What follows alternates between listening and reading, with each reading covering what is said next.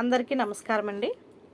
ఈరోజు మనం 1994వ సంవత్సరంలోని చందమామ కథల పుస్తకంలోని లోకనాథుడి పాండిత్యం అనే కథ గురించి చెప్పుకుందాం.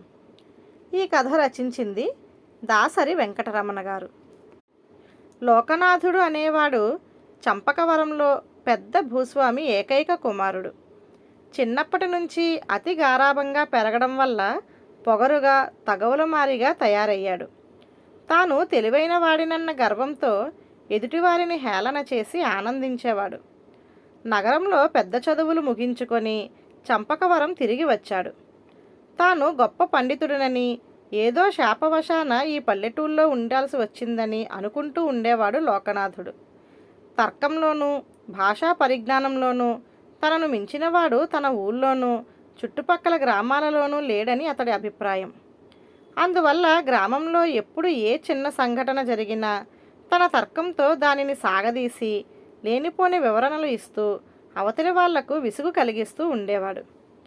ఒకసారి లోకనాథుడు గ్రామానికి కాస్త పెడగా ఉన్న చెరువుగట్టున కూర్చొని తన మిత్రులతో ఉబుసుపోని కబుర్లు చెబుతున్నాడు.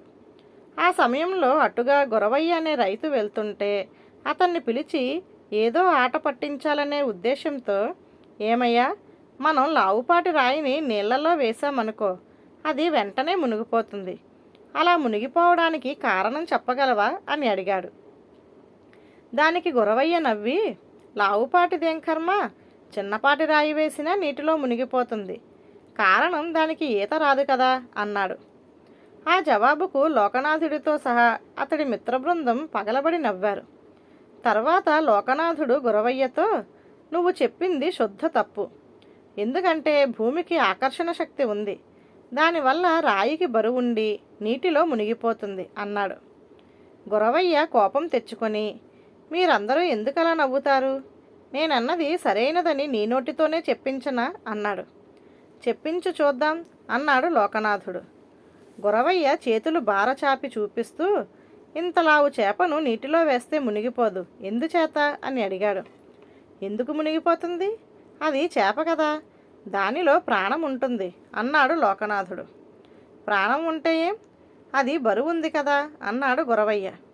బరువు ఉంటే ఏం, దానికి ఈత వచ్చు కదా, అందువల్లనే చేప మునిగిపోదు అని చెప్పి వెంటనే నాలుక కరుచుకున్నాడు లోకనాథుడు.